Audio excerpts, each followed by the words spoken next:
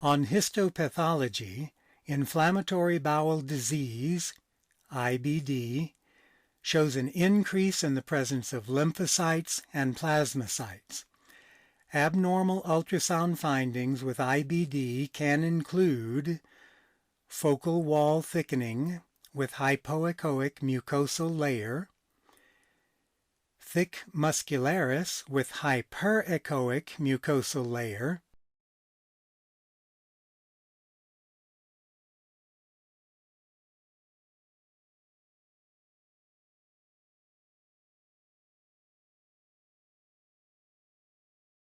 hyperechoic mucosal layer with or without infolding of the mucosa, hypermotility,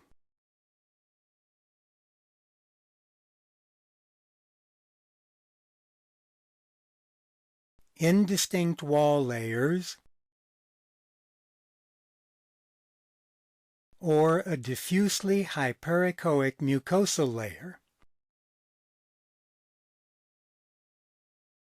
IBD lesions can be patchy or localized throughout the duodenum, jejunum, and ileum. Patients with inflammatory bowel disease can also have normal appearing intestines on ultrasound. In one study, a 3-week course of prednisone and flagyl resulted in remission in greater than 80% of dogs with IBD. There was also a greater than 80% remission in cats with immune suppressive doses of steroids. The cat in this video shows thickened, hypermotile intestines. Full thickness intestinal biopsy is recommended for diagnosis of IBD. On histopathology, however, it is difficult to differentiate severe IBD from GI lymphoma. Eosinophilic enteritis is a form of IBD in which histopathology identifies increased eosinophils in the intestinal wall. On ultrasound, eosinophilic enteritis shows dilated intestinal loops with echogenic fluid, excessive fluid accumulation, and hypermotility.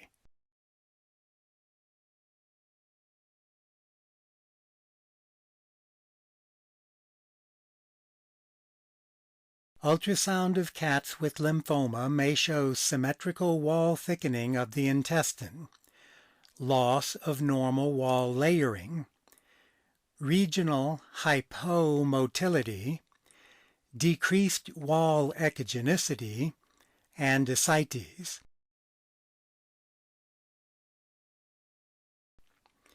The lumen tends to be preserved in GI lymphoma and tends to be eliminated with intestinal carcinoma. Therefore, intestinal obstruction is rare with intestinal lymphoma, but common with intestinal carcinoma.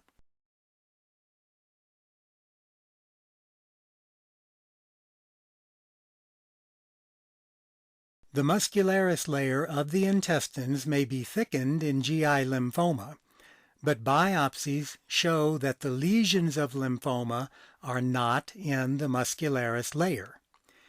Recent evidence shows that distribution of GI lymphoma in the small bowel can be patchy or localized and not continuous, so multiple biopsies are recommended.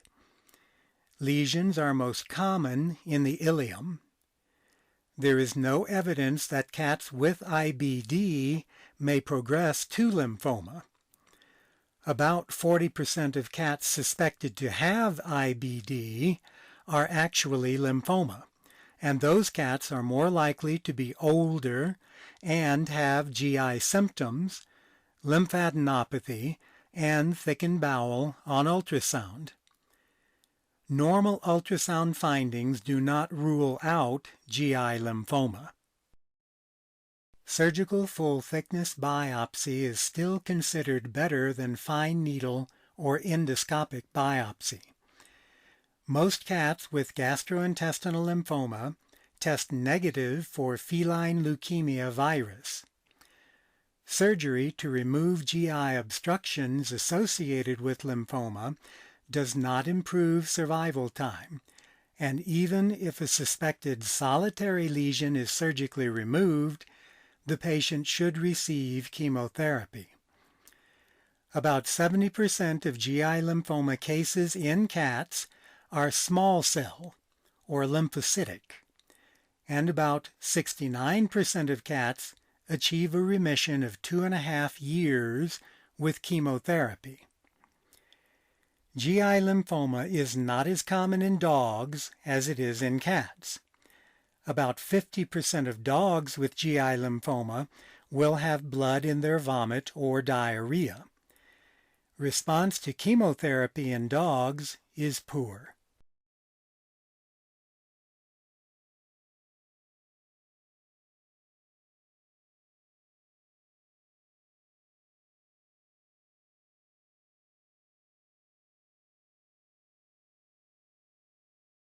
About 99% of intestinal tumors will show a loss of wall layering. Most GI tumors tend to ulcerate. Smooth muscle tumors are usually nodular, eccentric, and rarely obstructed. They are often very large when found because they do not cause symptoms till they get greater than 3 centimeters in size, outgrow their blood supply, and become necrotic. When fine needle biopsy of an intestinal mass does not show neoplasia, suspect granulomatous enteritis. Such a lesion may result from fungus, foreign body, or perforation.